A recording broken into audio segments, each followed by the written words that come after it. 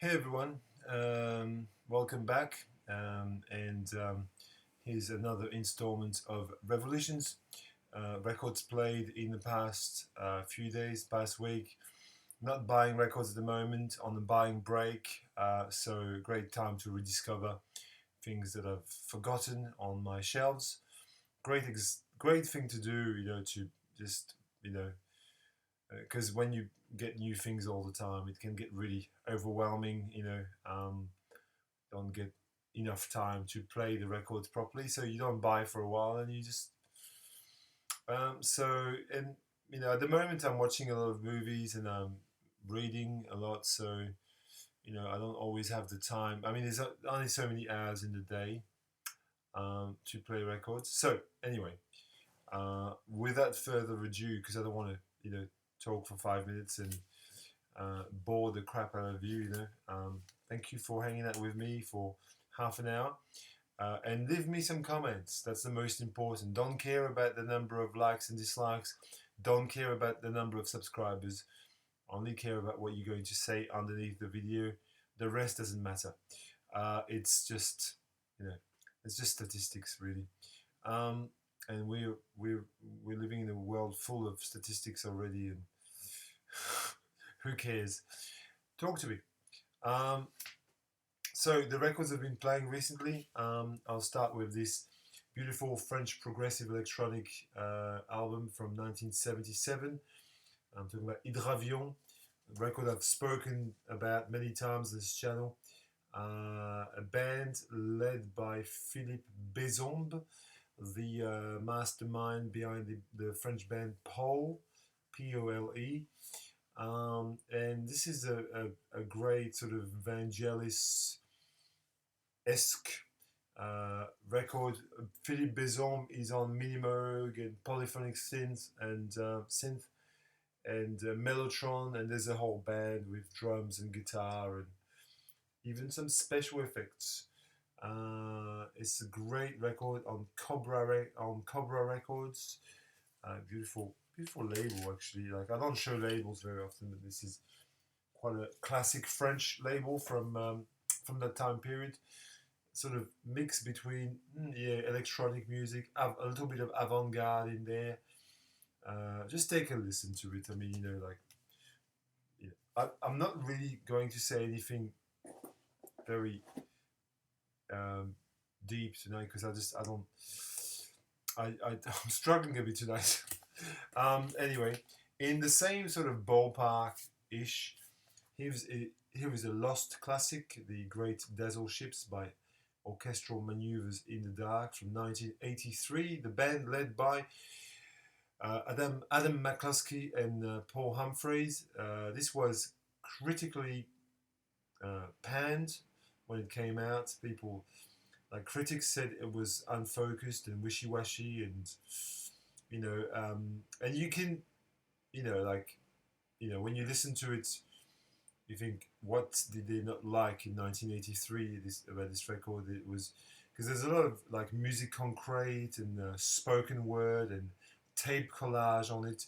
It's a synth. It's a synth pop album, and it's got elements of art pop and ambient pop in there. It's a beautiful record. I remember reading a review a few years back that compared it to OK Computer, saying that it predated OK Computer by some 20 or 15 years or whatever. And I don't know if I completely agree with this, but I think there's something in there. It's got some elements of that sort of avant-garde sound pioneered by Radiohead. And I think if you have never given this a listen, it's a beautiful synth pop record. It's cheap. You can find it quite easily. The artwork is from Peter Saville from obviously Factory Records, and represents obviously a Dazzle camouflage ship, which was I think a World War I type of. It's a type of painting on a ship which doesn't hide the ship but makes it hard to target because of the crisscross. You know, Wikipedia. um, Okay, continuing with a fantastic sort of neo-crat rock record from Chile. This came out in 2012, which is when I bought it. folicZoid, it's album number 2. You have here a very cosmic, you can see on the cover, a very cosmic mix of cluster and noise, very motoric sounding record. Yeah, as I said, the band's from Chile. I don't know very much about them apart from the fact that this is a very, very nice record, which I keep coming back to. Bought it, like nearly 10 years ago, and I still, when I revisit it, I'm still very, with a smile on my face. It's just a beautiful record. If you like Noi, Noi and Cluster, you'll like this. Here is a stunning, stunning ambient pop record. Gigimassinwind. Gigimassin is an Italian sort of ambient artist. This is a record from 1986. And it's kind of like a cross between Peter Gabriel and Brian Eno, to give you a sort of a ballpark. This element of ambient pop. The first song, "Call Me," is just so great. Stop this video and listen to "Call Me" by Gigimassin. You'll be suitably impressed. This was brought to me here by a friend we had a listening session a while back, and he brought this record, and I was totally floored by the first song and made me buy it. And so, it's a great record. I highly recommend this record. It's been reissued in 2015, and so you may be able to source it easily enough. Here is, I listen to a lot of electronic music. I don't always show a lot of it, but I do listen to a lot of techno, ambient techno, and a little bit of house music as well. And this I was playing this week, revisiting Larry Heard with Sceneries, Not Songs, Volume 1. Larry Heard is a Chicago music producer, and what you've got here is a blend of deep house, Chicago house, and down tempo kind of vibe. It's an excellent record. It sounds like what it looks like, kind of crazy and wild. You've got this. I love these kind of like Hare Krishna kind of figures there, and a pharaoh on fire and a space invader. It sounds like this. It's from 1994, and very highly recommend if you like beats and it's very this kind of synthetic music is so soulful. This especially, it's got so much soul into it. It's incredible. I think if you've heard of Larry Heard, sorry, excuse the pun, you'll know what I'm talking about. Here is the greatest Australian jazz record ever made, in my humble opinion. The great Greatlton Streets by the Brehm Quintet. Carlton being a suburb of Melbourne. This is being reissued soon by Roundtable Records from Melbourne. I discovered this record very randomly in a box of free records 10 years ago, and it just looked. This record was in there. There's a music department of my school, the school I work at as a teacher. They were getting rid of all their records, and I ended up with a few, a lot of avant-garde classical and, Australian classical music. And this was in there, and I didn't know anything about it at the time. I took it home. It looked really cool. It looked like a jazz record. And when I put it on turntable, I was just completely floored.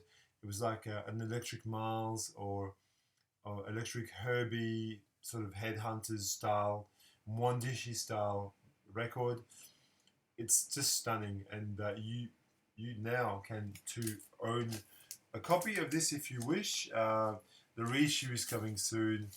1975, the Brehm Quintet. I've spoken about this record on this channel many times. I'm not going to do a whole expose on it now.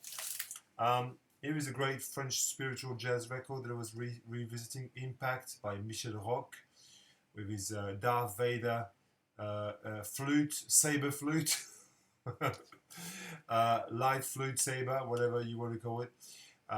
So this is a 70s spiritual jazz record with Michel Roque on sax and flute, and Siegfried Kessler on electric piano.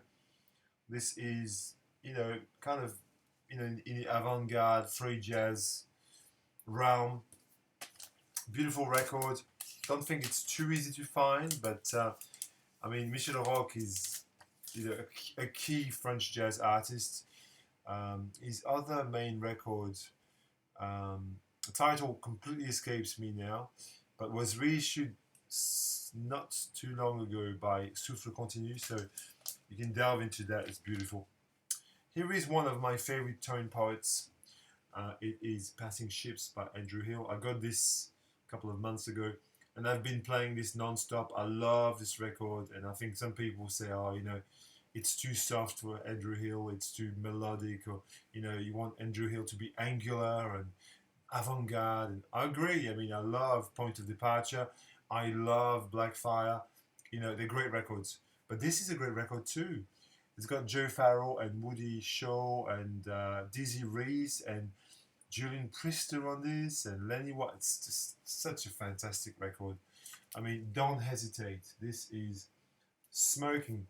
Very melodic solos. I mean, notably, Woody Shaw is on fire on this. Really, it's absolutely fantastic. If you've been long enough in the VC, as I have been, you would remember there was a point where we were digging on Colin Stetson, the Canadian saxophonist.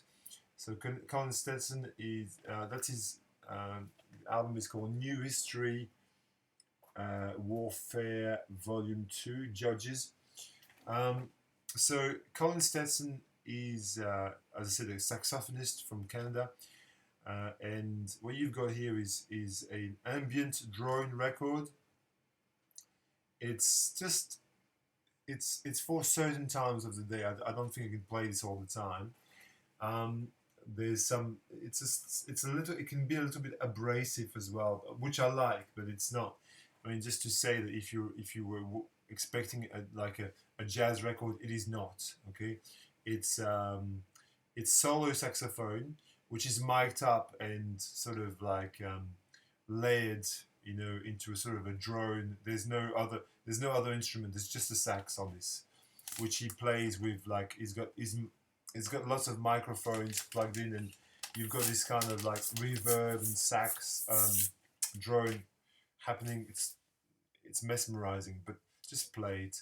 It's from 2012, I think, or 13, and that's when I got this record, and I still love it. So I think it's a great record. A shout out to my friend Enders, Enders Allen, legend of the VC. He sent me all the records from his label. His label is called Signal and Sound Records, from Stockholm in Sweden, and this is Correction, which is a fantastic piano trio record. It's all reminiscent of Monk at times, and Anders will be watching this. And Anders, I love this. It's delicate. It's it is just enough avant-garde. So yes, it's a piano trio from 2015. There is a composition by Lester Young to give you an idea, and yes, 300 copies. If you want to buy Anders records, Signal and Sound, he's got some stock left, and just ask. We can hook you up with some Swedish jazz, modern Swedish jazz, really, really great Swedish jazz. Here's another great piano trio, not from Sweden this time, but from England. This is the Ashley Henry record. 5. It's this series done by Jazz Refreshed. Go. They do these kind of EPs, Nubia Garcia, and so on and so forth, where it looks like what the sleeve looks like. It's a beautiful sort of monk, more sort of a Herbie Hancock piano trio type by a young British pianist. Very, very highly recommend this. It's sensational. I have trouble talking about jazz. Jazz is difficult to describe, I think, more than rock, I think. Continuing with a great American ambient pop, art pop record. This is the great Julia Holter with Loud City Song. Also from 2013, 12, 13. I was talking about folicZoid and Colin Stetson. I mean, all in the same kind of year. All great records, so there must be something there. Loud City Song, very highly recommended.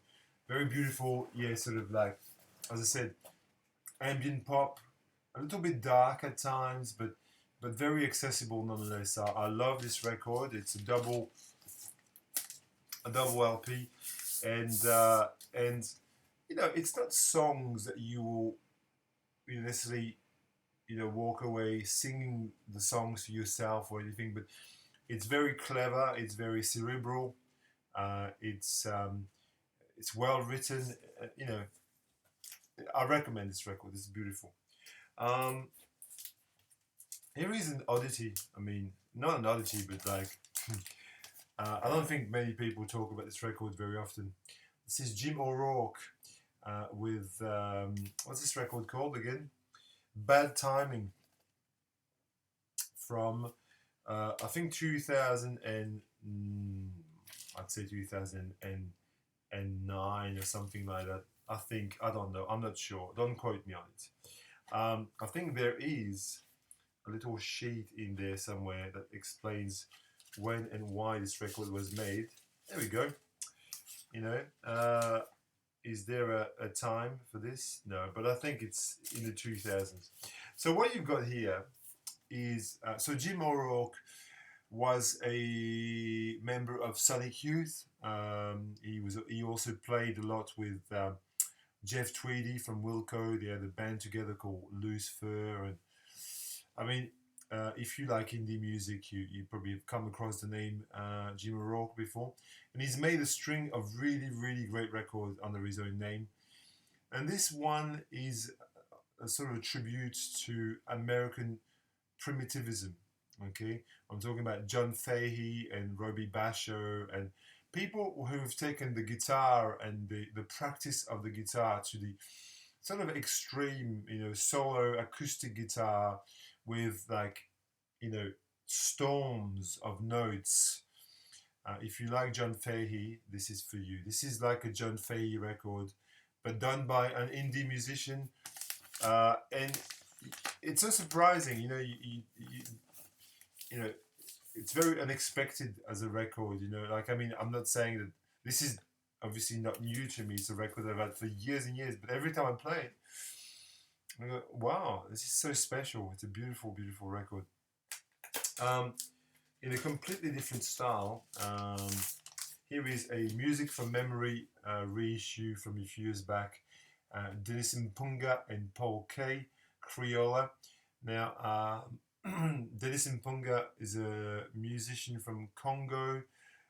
He migrated to Belgium when he was quite young, and this is a record made with a Belgian. So this is kind of a mix between Afro synth and new wave, kind of, like post-punk new wave. It was recorded in 1983 or 84, and only released on cassette at the time, and reissued by Music from Memory, a label from Holland, probably 2017. It's very, very, very cool. Yeah, Afro synth meets post-punk new wave. Take a listen. Denisemponga and Paul K. Criolla. This is a masterpiece of Philly Soul, War of the Gods, Billy Paul. So Billy Paul obviously is a Philadelphia uh, soul singer. This is killer. It's a psychedelic soul record. Um, I mean, I don't even know that I can recommend you a special song to listen to. Just play the whole thing. It's, if you like psychedelic soul, if you like things like the Temptations and in their psychedelic period, this will be very, very rewarding indeed. Beautiful record and not hard to get. Not hard to. From 1973. There we go. Oh, I love this. This is beautiful as well. Kind of a mix between like a spiritual Coltrane and Electric Miles and early Electric Miles. We have here Wayne Shorter with Odyssey of Ishka. I don't think this record is being shown very often. It's a 1971 or 1970 or 71 Blue Note record. Yes, it is. It's indeed on Blue Note. And the lineup is wonderful. Wayne Short on tenor sax, tenor soprano sax. We have Dave Friedman on vibes. We have Ron Carter on bass. Cecil McBee on bass. Billy Hart on drums. Also Al Muzon on drums. And so produced by Duke Pearson. I don't know, if you come across this record, don't hesitate. It's beautifully spiritual and yeah, as I said, it's kind of a cross between like think of I don't know, maybe something like Nefertiti by Miles. That's kind of ballpark. Nefertiti is it's quite a good example to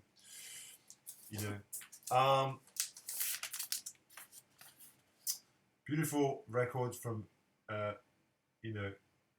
more recent period of Neil Young's career, Lanois, which is obviously a play on word on Daniel Lanois, which is always people always call Daniel Lanois, it's Lanois, and it's just Neil with his electric guitar and doing something really quite special. And this is all about the recording technique, how this guitar was recorded and mic'd up in different places, and Walk With Me, and what's the other song that's fantastic? Hitchhiker, fantastic. Love and War is superb on this.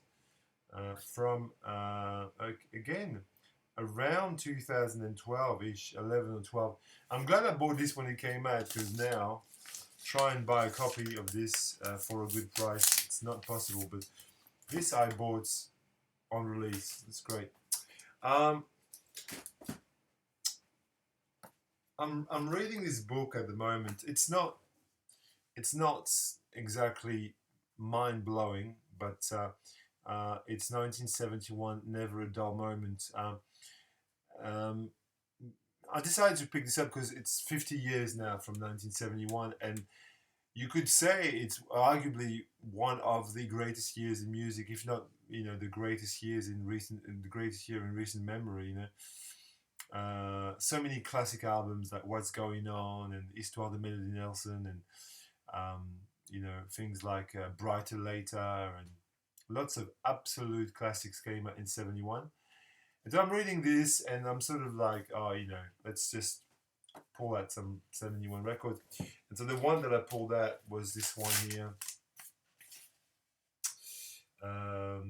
If I could only remember my name, by David Crosby, with a cast of thousands on this, from the Grateful Dead, Joni Mitchell, Grace Slick, and Jefferson Airplane, obviously. So many notables on this, and a truly stunning record, with a sort of, because his girlfriend died in a car crash, I think, at the time, and he had this very melancholy vibe about him, and but it's so fully realized. It's easily the best thing David Crosby's ever done, really. Um, it's got this Californian vibe, but with very nostalgic and melancholy type of thing happening. I think every week from now on, I might just showcase a 71 record just for fun, 50 years, Is the great Tony Allen one of his last records, because obviously he passed away. The Source on Blue Note. Fantastic, very highly recommended, modern jazz record, really. Recorded in Paris. Who is on this? Who plays on this? Tony Allen. Yes. Oh, Damon Albarn is on from Blur is on piano on this. Interesting enough. Yeah, a beautiful sort of a little touch of Afro-Cuban jazz on this as well. Fantastic. Loving this. A couple more. Here's keeping on the John Hassell vibe, because he died recently, and so I was revisiting a bit of John Hassell. And I must say, I don't really like this record very much. Vernal Equinox. It's a bit unfocused. It's a bit, I think side 2 is better than side 1, but it seems to be completely random at times what he's doing on this. Yes, with Nana Vasconcelos on drums and, amongst others. But still a nice record, but I don't. If you're new to John Hassell, don't start with this. It's the wrong record to start with. And finally, last but not least, is the amazing debut record by Low. I was talking about Low last time, and it was I Could Live in Hope. Very hard to get record these days. Hopefully they do a reissue of it. Beautiful slowcore. My God, this record is perfect. Perfect record. I mean, just gentle, and the songwriting is top class. The voices blend to perfection. It's a great late night record, actually. Very, very beautiful late night record. And that's all I've got for you today. So I hope you enjoyed. I wasn't very. Look, my head hurts a bit, I have to tell you, and not really. I'm trying. I hope you enjoyed the installment. Talk to me. Okay, cheers, everyone.